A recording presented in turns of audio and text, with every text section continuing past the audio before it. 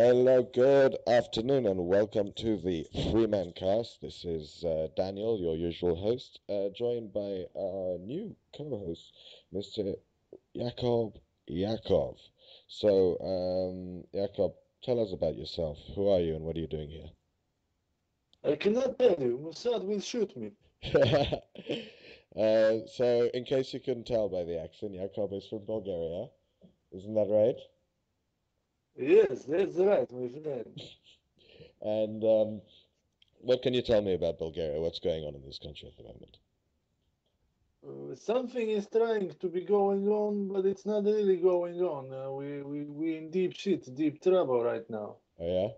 Oh Why? yeah. Uh, Basically, what's happening right now is that the government, supported this big deal between the EU and Turkey, and we're Right. building a wall on the border, Yeah. and it's all bananas. The wall's And made of bananas. yeah, it's the whole situation is made of bananas. Yeah, Okay. yeah. Yeah, that's terrible. That's terrible. So it's like, how big is the wall going to be? Is it going to be like Donald Trump's wall, like 50 feet high 300 and kilometers, 300 kilometers? 300 kilometers, 8 meter high, something like that. Hmm. Okay. And eventually we're gonna start building one with Greece, which is gonna be somewhere around 400 kilometers or Yeah. 30 or 40. I have no fucking idea how long it's gonna be, but it's crazy. Hmm. Wow. Yeah. Actually, this facility used to exist in the times of Hmm. developed communism. Yeah. But through the last 20 years of, 20, 25, 30 years almost of democracy, this Right. facility was basically destroyed by not being maintained. The thing is that, this it was working pretty well until 91, and then they probably changed the funding for all this kind of shit. But there Right. are still areas where these walls exist. Yeah. They are actually, the idea of the communist wall in Hmm. general, this kind of keeping people out of the country, was that the wall is not exactly on the borderline, but I think it's 800 meters into Bulgaria, so that if Yeah. a military outpost can see somebody in that distance, they can shoot him.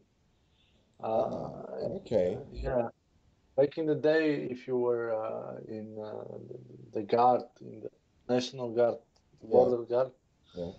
if you shot somebody, you got 10 days of vacation, something like that, and a bonus.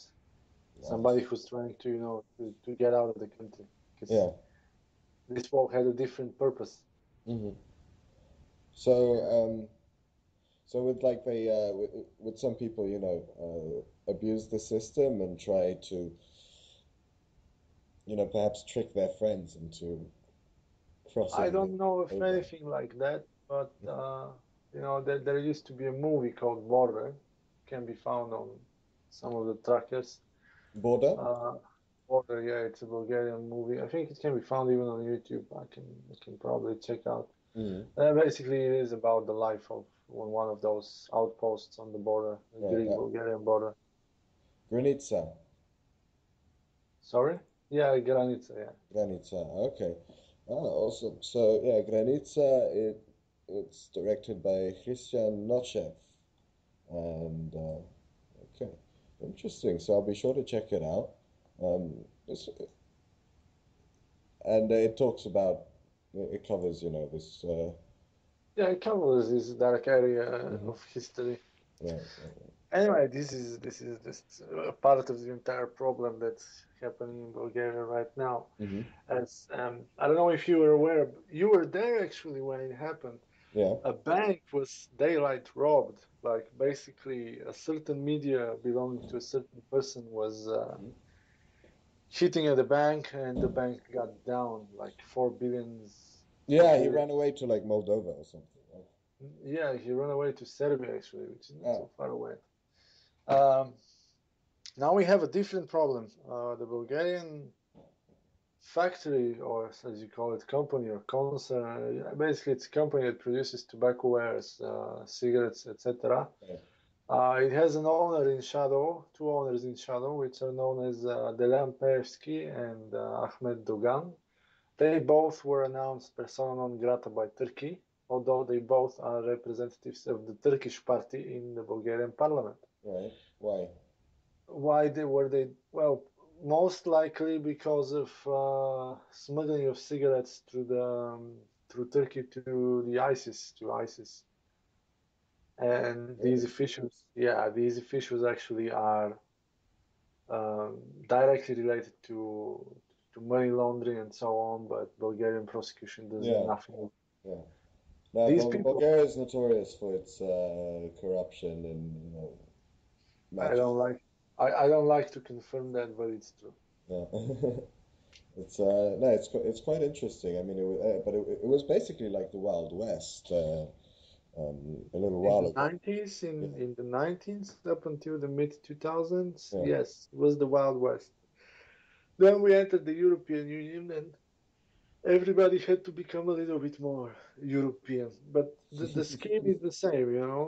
It's all the same people. It's all the same. The big problem as an Eastern European democracy that we meet is that there is no law for lustration. Lustration is basically the Yeah. law that forbids people who were interacting with the former state security service, who were members of the Communist Party, and Hmm. so on, to be part of the government. Right. Something that happened in the Czech Republic, of course, and you can see that this country is industrially doing far better than Bulgaria, and people are far more up on the life standard, Hmm. happiness count, and so on. Yeah. And No, that's right. And the Czech economy is thriving. it Just is. yeah. As a little bit of background for our dear listeners, I currently live in Prague in the Czech Republic, but Jakob does not live in Bulgaria. He live in Belfast, Northern Oh, I Ireland. used to live in the Czech Republic far more than you did, so I can tell you that Yeah. basically the funny thing about it is that actually the Czech Republic is not losing its countryside Right. population, which is very much typical for other Eastern European countries. Czech Right. Republic is actually accumulating Hmm. countryside population Right. and suburban population. Recently, there have been some interesting developments around Prague, and people are slowly moving out of the big city, which is a sign of economic prosperity if they can afford that, daily ride, and Yeah. if it's good for them, Yeah. uh, That's right. becoming a bit Western. But you have to bear in mind that the Czech Republic always had a functional industry, whereas Yes. Bulgaria had an imposed Leninist heavy industry strategy, Hmm. and in 91 we ended up with something like 15 or 20 billion debt, Right. uh, external debt after the communism fell. So we were kind of in a deep trouble. So that naturally caused two hyperinflations during the 90s. Yes. Then we are in a so-called currency board. Hmm. It was developed by two economists, Ram and Ut. Right. Um, Funny thing, the plan Rennet, which was the plan for putting together the Bulgarian economy into some place, Hmm. basically is uh, is divided into parts, economic measures that can be taken, and they were taken. The Bulgarian left was fixed in 1999, Right. German mark, Deutsche Mark at the time, Yes. rate 1 to 1. So, respectively, when the euro was introduced in 2002, Hmm. uh, we moved to a fixed rate towards the euro, which is 195, and Yes. the price of euro to life is basically coordinated by the International Marketing International Economic Funds. Hmm. So, kind of, you know, we cannot print any more money than we have right now, and somehow inflation is still rising. So I don't know what's really happening. Anyway, many of the reasons for the economic failure are the Hmm. imposed heavy industry ideology. Lenin said that industrialization and electricity will build, the ideal communism or the real communism. Right, right. Yeah, and towards that, KPSS, which used to be the Communist Party of the Soviet Union, Hmm. had a plan that about the NEP, the New Economic Program, the 5-year plans, and Ah, so on. yes, yes, of course, Planned yes. economy. So according to these planned economies set in the 20s, 30s before the Second World War, Mm. in 1980, the whole socialist world was meant to be into the real communist world, whereas no money, nothing like that, and so on and so on. Right, right. When you look at those days, actually the situation looks really strange, because for example, the Czech Republic would send us tram cars and stuff like that. We would send them back to trains with tomatoes, you know. So it's kind of a prehistoric trade that actually worked out somehow. Mm. Somehow it didn't work out, but people are nostalgic about one thing, and that was security, because they saw some security in that communism, and that's Yes. what brings back every communist government back in Bulgaria. Hmm. There were two, was all about security. Security. We want to be secure. We want to be Right. blah blah. The communists are gonna fix the thing. They did it once 60 years ago. Yes. No, they did not. No, they did not. In 2013, 2014, there was a year span of government led by the Socialist Party of Bulgaria, Hmm. with its premier Oresharski, which government made two big mistakes. If Hmm. you remember Dejan Pevsky, which I talked about, the guy with dirty money, Yes. they wanted to appoint this person as the chief of our security agency. This is the tobacco guy, right? Yeah, the tobacco guy, the persona non grata in Turkey, representative of the Turkish party in Bulgaria. Yes.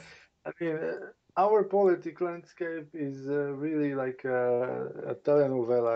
There's so many things you don't really, if you follow up on all of them, you have to shoot yourself in the head. It's kind of we can probably change the topic Yeah, yeah, yeah. No, that's and talk about that's a women. pretty heavy topic, but it's no, it's something. It's very interesting, and not a lot of people know about this, and I think that Well, we did a good a service to our listeners, to you know. well, just to Hmm. give an example of what's happening around the world. Right.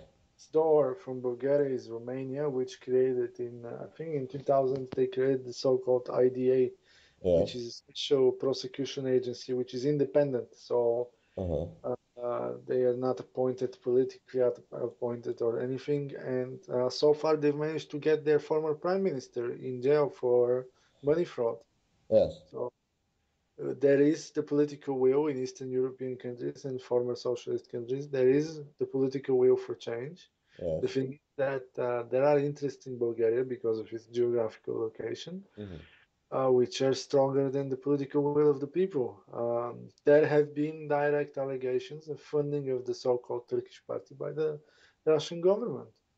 One of our Oh, nationalist wow. parties is also directly alleged to be funded from the Russian government, from the Yes. propaganda, and especially now it's very heavy, very, very heavy loaded situation with tension and Hmm. problems because Russia is leading a hybrid war.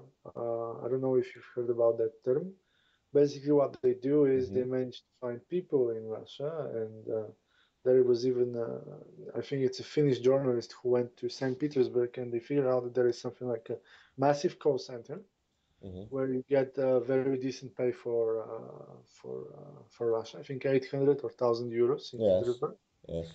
and you speak one of the languages of the former Soviet bloc. And what Hmm. you do is go on websites, on Facebook, and so on. You create Yes. Yes. Yes. and you start commenting and propaganding, and you get what we call a column point or fifth column point, or a fifth column objective. You get Right. those fifth objectives in Bulgaria, and you can figure out that there are people on the internet, who are on the feeds of, let's say, famous people on Facebook or politically engaged people on Facebook, who Hmm. are obviously paid by someone, because the idiocy, the idiocracy, you mean, the idiotic behavior, the claims that you can read from those people, it's fucked up. And basically, what they do is they project their problem over the people who have, citizens' mind Yeah. and engaged. They project their reality, Right. Right. and they say, for example, this is a very Russian word because of its roots. They blame George Soros for paying the protesters 2 years ago. So it's kind of ridiculous because they call him Sorosoid, which Hmm. is a Russian way to form a word already. They give it away Yeah. in the title, and they imply that people who have family citizen initiative are actually paid by George Soros or the United States. Where a simple argument that one of the high court judges in Bulgaria, Lozan Panov, Right. who stood up against the whole bureaucracy and was really, really, and is still standing against all the efforts to kill the will for reform in the juridical system. They call him also paid by the West and so on and so on. So Hmm. basically, people who project their own reality on other people, Yes. and the end, what we have is a biased nation, which is very easy to influence, and that's basically what Russia wants. You Oh. know, that's you can see this happening in other former Soviet bloc countries. Yes. Not so much in the Czech Republic because there is a natural dislike of Russians because of 68. Hmm. No, and Uh, the Czech Republic has a long history of, subversion against Russian yeah, influence. Well, external influence as a whole, because, for instance, there was a long process of Germanization, that was way, way back in the past. yeah, The but thing is, they still maintained the language, even though it was forbidden to be taught for a long time, which is something quite remarkable. Um, and you see it today, they like to stand out and do their own thing. There's a very much a rebellious spirit here, I think. oh, there is. But Hmm. as I said, the Czech Republic has a long history of open hatred. I have a friend who I can call an average Czech. He's an acquaintance of mine. He used to be a flatmate of mine. Yeah. He said that one day he's gonna get a caravan and he's gonna buy a place somewhere and he's gonna make walls on the east and the west sides to keep from the Germans and from the Russians. Hmm. So that kind of explains it all. On the other hand, you have the strange example of Poland, which uh, goes extreme lengths of showing that it's totally anti-Russian, especially with the Kaczynski brother being in power somehow. It's very strange because they are hijacking democracy right now in Poland in favor of protecting themselves towards the Russian invasion. Yeah. Whereas Russia currently is unable to maintain any military forces because Yes. of the petrol prices. As you probably know, Putin said that they don't or intend to continue the operation in Syria. That's right. And one of the reasons is quite obviously the price of the petrol and the gas. Yeah. So Yeah. No, the Russian economy is not in the best of states at present. I can say that the Russian economy is going very, very slowly down. Yeah. I don't know if you remember, it was, I think, 2 years ago, 2014, Hmm. 2000.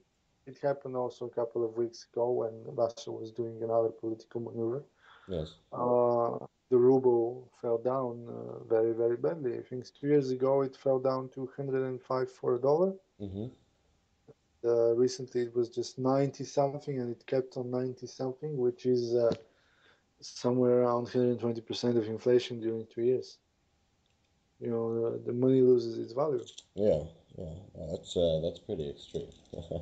Well, when your whole economy is based on natural resources and the Yeah. European Union is looking towards, let's say, Norway, for example, is looking, who is a big producer of petrol, is looking towards Hmm. forbidding until 2025 the existence of propane butane cars and diesel cars and anything, Really? driven by, yeah, that's what they're planning. Wow.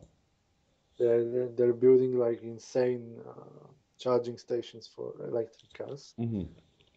By 2025, they Yeah. are planning to have overthrown all the automobiles who Mhm. use petrol products. Yeah. So, Yeah, because Norway is actually the one of the world's biggest markets uh, for electric cars, in spite of how small it is, and in spite of the fact that they're a big petrol producer, right?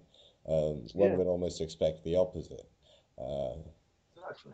yeah, but no, and these Teslas, they're so popular that at one point, they accounted for like 10% of like all car sales, which is like a huge number if you think about it, you know? Oh, 10% in the country that has how much? Oh, it's 20 yeah, no, it's a plus. small country. It's a small country, man.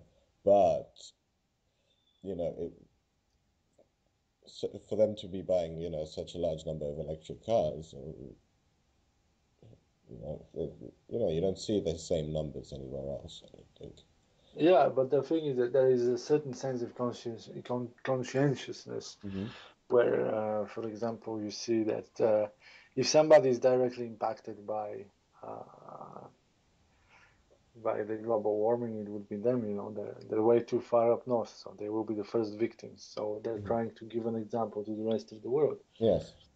Talking about that, the Germans are trying cold fusion right now, and I think the results are quite positive. And eventually, we're going to be having cold fusion by 2020, and we're going to be using a completely new source of energy, which will make Hmm. countries like every country actually would be quite independent on things like petrol and gas. I Yeah. think world is moving slowly, and it's Hmm. not aware of it. The world is moving slowly towards a complete change of economy, Yeah. and uh, we will see a lot of things happening in the next 5 to 10 years. I mean, they're trying to create energy out of nothing. Seems like Yes. they're doing something with it.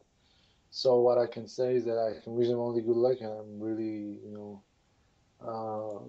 I can just thumbs up for it. It's exactly what we need because an economy based on petrol, you see where it leads. It leads towards Iran and Saudi Arabia sponsoring terrorism because they can. Hmm. Whereas, for example, the great ally of the U.S., Saudi Arabia, Yes. I think they're running in a deficit in their budgets because of the petrol prices. Hmm. No, I think And it's either Doha or Qatar. They're cutting a lot of benefits as well. It's one of these Emirates anyway. Um, yeah, it will be interesting to see what happens to the region. You know, with these consistently low petrol prices. Uh, well, yeah. China wants free energy because the only thing that China doesn't have is petrol. Hmm. China wants free energy. If Yeah. China gets free energy, they can do whatever they want. They will be okay where they are, you know. And anyway, in the end, they're gonna be the winners. This is like Donald Trump is Yeah. not right in a Well, way, and he's not. that's if they don't all die of like, lung diseases and, and things like that. They are a billion of people. They have like a million for every nation on the planet. Yeah.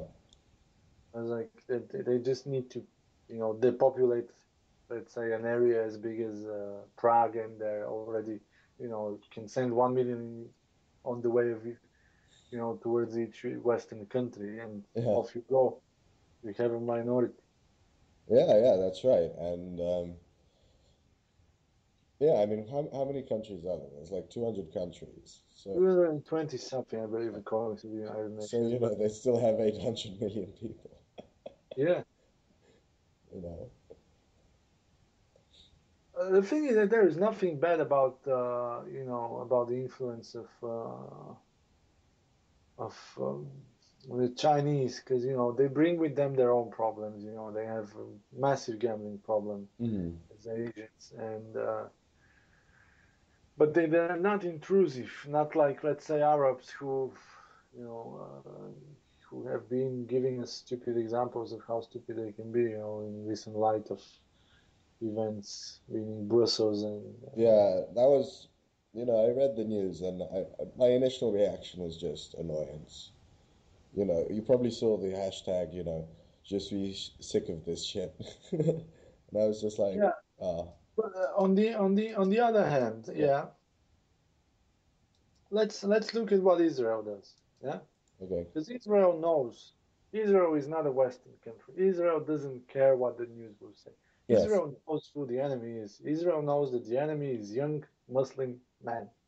All right, Mm. so they don't care. If you want to fly Ben Gurion, you have to. You know yourself that there is an outpost before the airport, 3 hours before, Yeah. 3 kilometers out of the airport. There is an outpost, and they come and ask you, "Who are you? What do you do?" And they stick a weapon in your face, Hmm. and then And they but do it's arrest. they don't do it just to Arabs. They do it to everybody. Yeah, Um, they don't and care. they have to, because there's a story of which absolutely stunned me and really Yeah, made me truly understand why they perform all of these checks. Because when people they complain about it when they go to Israel. You have people from Canada, or whatever. Uh, there's no reason to suspect them of anything, right? But they still yeah, perform extensive checks, interviews, and they go through your bags, etc. And there's this one story of this Jewish American woman who she had a long-term boyfriend who who became radicalized, right? Um, yeah. and she decided to go to Israel like on her own. She was pregnant as well, and they still performed extensive checks because they eventually found that her boyfriend had planted explosives in her bags, right? Oh, And there's no reason to suspect her. She's a citizen of the country, and it's a pregnant woman. Why would you why would you go this length to Hmm? to check if a pregnant woman is? I think it makes a lot of sense. Any of these makes a lot of sense Yeah. for. But no, Um, Israel is still a relatively safe place. I mean, you hear a lot of stuff on the news, right? But you can walk around, at night in security, just stay in the right neighborhoods, right? oh yeah, Um, yes and no in a way. I think it's yes and no in a way, but this is just my point of view because I don't think that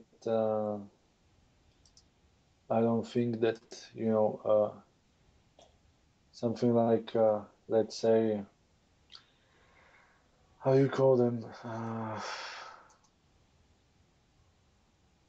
those stabbings that happened yeah, recently. yeah, no, Yeah, it's almost on a daily basis.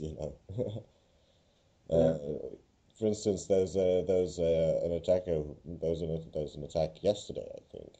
And the guy was eventually well, he was basically executed in the street, and um, you really see the that they try to be humane in Israel because yeah, this soldier went out of line. Okay, we had an attacker, but he was on the ground, he was injured, and just executed him, and now this guy's in trouble, right? Because yeah, you have to.